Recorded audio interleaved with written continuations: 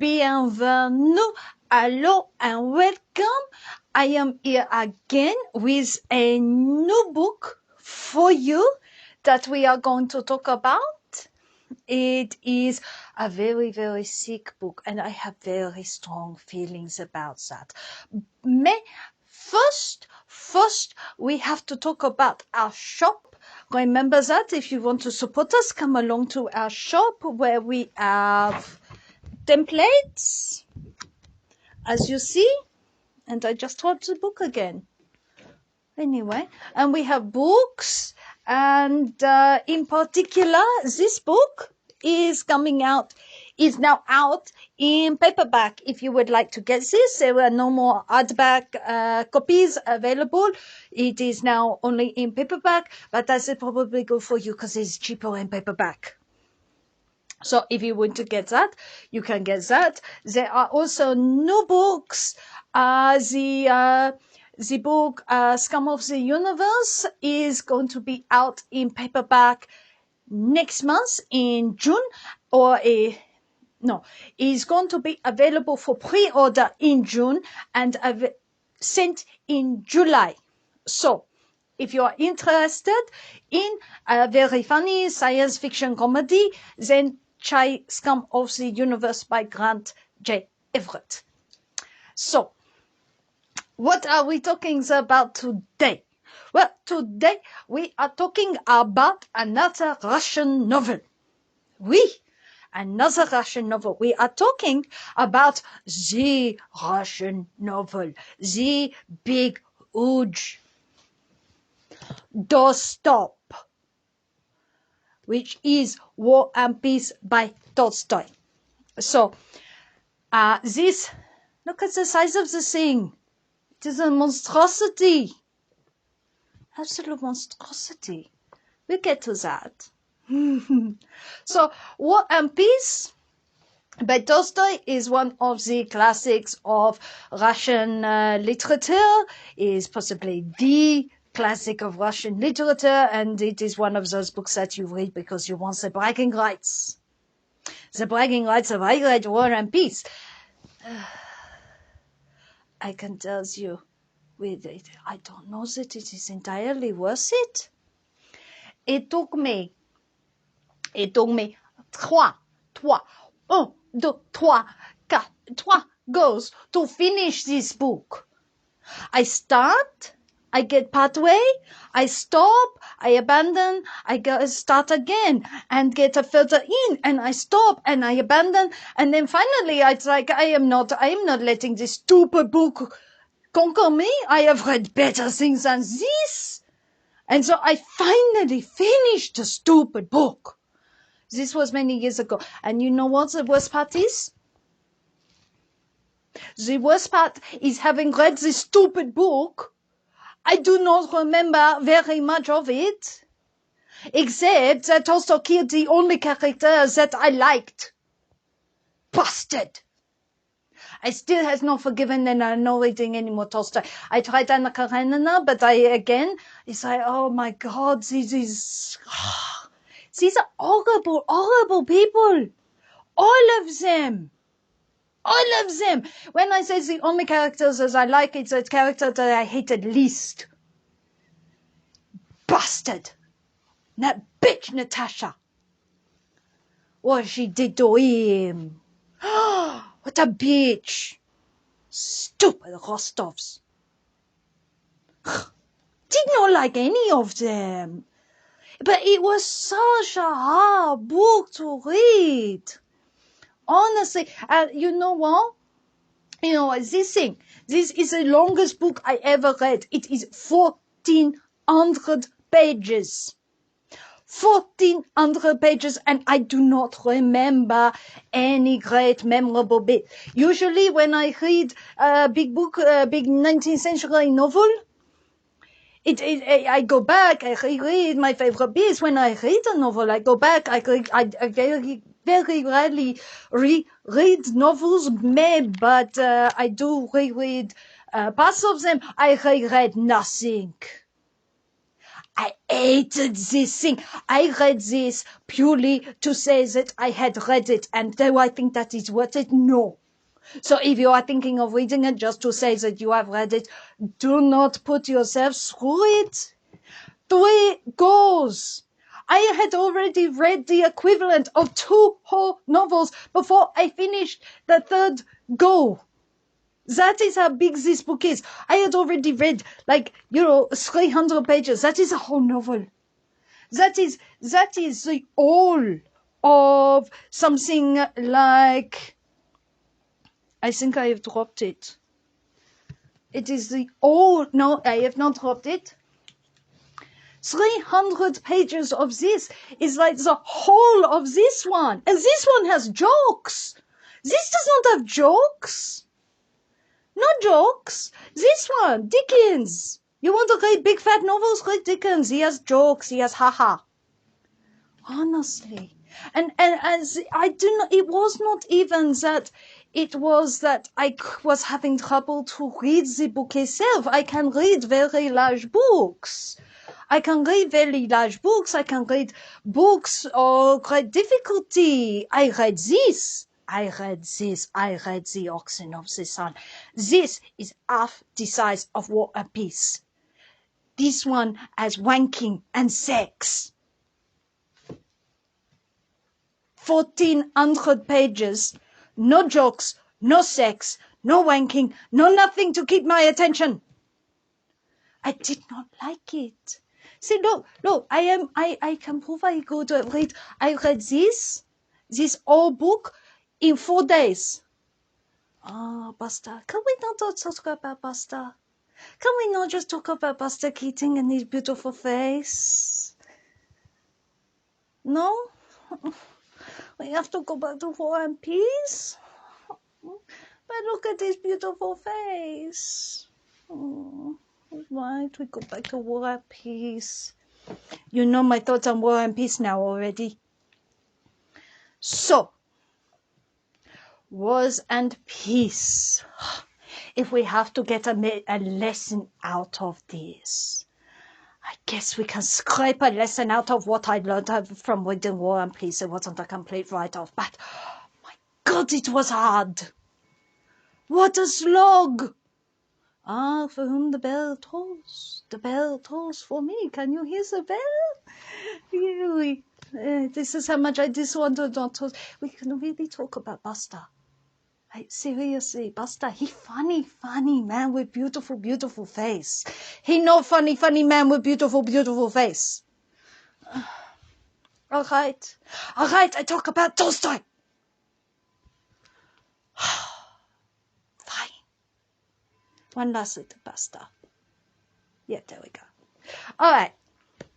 So, what can I say that you would read value out of War and Peace? One thing I can say, do not read it after you're in your 30s because you will be too frustrated and bored to read this thing. It is so dense. I cannot even say that it is badly written. It is very well written. It is epic in scope. You have so many characters so that by the time that Napoleon invades Russia, you can travel all across the entire battlefield and in the entire thing. I understand the logic behind it. I just wish that they all weren't such hideous monsters. Honestly. In France, we know what to do with them. We know exactly what to do with them. That, I think, is part of the problem of why I did not like this book. These people are all only the upper class. They are all aristocrats. They are all landowners. And even the ones that are poor. They're not poor. They are moneyed elite. Yes, they are poor compared to like the Czar. But they are not poor. They are mismanaging their vast estates. The poor people are the slaves on their estates, the serfs. That is what poverty looks like. I do not care how benign you are as a landlord. When you have slaves, you are a monster. And just say, Tolstoy had serfs. Tolstoy is monster. That is the other thing that I found with this is, remember a lady, she talked about sentiment and empathy as being very, very important traits developing in the late 18th century. And then you have a writer like Dickens, who takes this to such a vast level and makes you care about everybody. Like, and there are so many characters in Dickens that you care about. I cared about one character in this, and only vaguely because I could tolerate his presence, which is Prince André, and I was really pissed off when Tolstoy killed him. This book has so many good characters in it. And when I say good characters, I do not mean good people. They are not good people. Nobody in the world is going to say that Sidney Carton is a good person. Sidney Carton is drunk all the time. He is a waste of space. Mais he is the most memorable heroic character in the entire novel. It is wonderful. If you go to other novels, you have what is his name? Uriah Heep. In David Copperfield, you have David Copperfield. You have in David Copperfield, you also have Mr. Murdstone, the nasty stepfather. You have his aunt. I cannot remember her name at the moment. I read David Copperfield a long time ago. You have Mr. Macopa. Mr. Macopa is so lovely. Mr. Macopa, who's always in debt and always in trouble. This is what great writing can do. These are big fat books, and they are so memorable because they are funny. Most of the characters, apart from Mr. Murdstone and probably Sidney Carton, that I have mentioned, are funny. There is Jerry Cruncher in the Mr. Cruncher. There are so many characters in this. I have not read this in even longer than War and Peace. But this, when you start to think about it, starts to come back. This one, what do I remember? That Tolstoy killed my favorite character and that Natasha was a bitch. That isn't enough. That is not enough to make this worth 1,400 pages. 1,400 pages. Look at the size of this. Even a thick Dickens is now 1,400 pages. When I read Victor Hugo, there is romance, there is adventure, there is great things. When I read Dostoevsky, there is the killing the old lady with the axe. So it is not a Russian thing. It is a Tolstoy thing. It's not a Russian thing. I have many Russian novels that I like. It is purely a Tolstoy thing because he is from a class that has not managed empathy. They don't care. Most of these characters that are in financial difficulties are in financial difficulties not because of anything that is external to them, but it's because they gamble and wastrel and useless and do not manage their estate properly. These people are abhorrent. So, in that case, I would suggest that you write characters that at least, if they are going to be awful, at least make them memorable. I do not remember any of these. I did not care enough to remember any of these. What else could we say about this? It is very good if you want to understand how to manage a magnificent scale. Which I guess for me not so useful because I do not write on a big scale. But if you are a fantasy writer, this is probably a very useful book. probably far more useful than Lord of the Rings, because you understand why you have so many characters and they are used very well, and it actually has female characters, which you could do. I mean, he's a horrible misogynist, but it does have female characters. I think the other things that makes these characters so boring is that it is not just their self-centeredness, but also the fact that they are so stupid. They are not educated. There is no humor. There is no Walter Shandy. No Walter Shandy writing the big Tristamelia. The big Tristan encyclopedia for him. He may have a hobbyos, but it is still a fun hobbyos, and he is not a stupid man. He is a man with very restricted vision, but so is Uncle Toby, and Uncle Toby is one of the fabulous characters. See what I mean? I do not have any affection for anyone in this book. I do not talk about them in the same breath that I talk about some of my favorite characters across all of literature. This is a problem. This is why we do not do a lot of 19th century fiction. Because so much of it is big dead wood. This could probably be a much more economical book if you cut it down. That's not what Tolstoy was doing. So, War and Peace. Read it if you want the bragging rights. But I cannot say that I recommend you read it. I think that there are better things for better bragging rights. You want bragging rights? Read this thing. Seriously, read this thing. This one is a harder book. You will learn more as a writer from reading this than this. Frankly, if I was stuck and I only had this or this to read, Finnegan's Wake, which, let me tell you, Finnegan's Wake is one of the hardest books I have ever seen.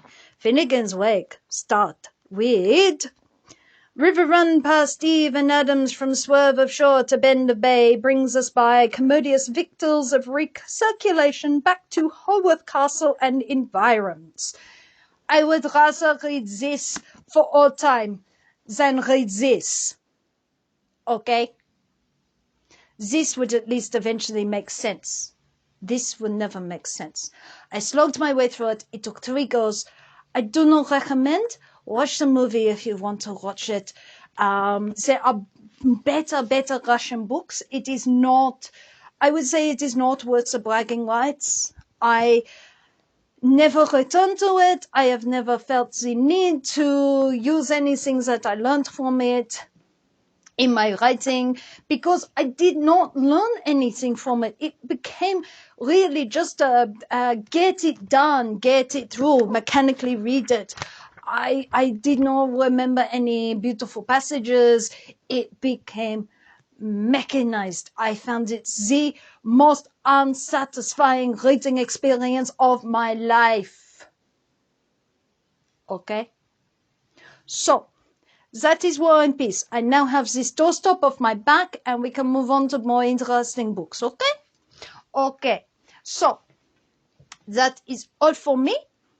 I will bring you a much more interesting book. I only had to do War and Peace because her ladyship is running late with her book. And so someone else had to come on and then I had to do War and Peace.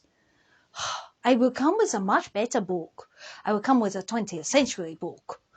I might come with a German book. You know I like German books. Or a French book. Yes, we could have more French books. But I am not doing War and Peace again. So, there is War and Peace. I am not happy. We could have talked about Buster, but no, this is a book channel and not a film channel, so we can't talk about Buster even though he has lovely face and is very funny man. Anyway, au revoir. I will see you again with a better book next time. If you would like to support this channel, come across to the Black Cockie Press website, www.blackcockiepress.com.au, where you will find books and other writing services to help with your writing.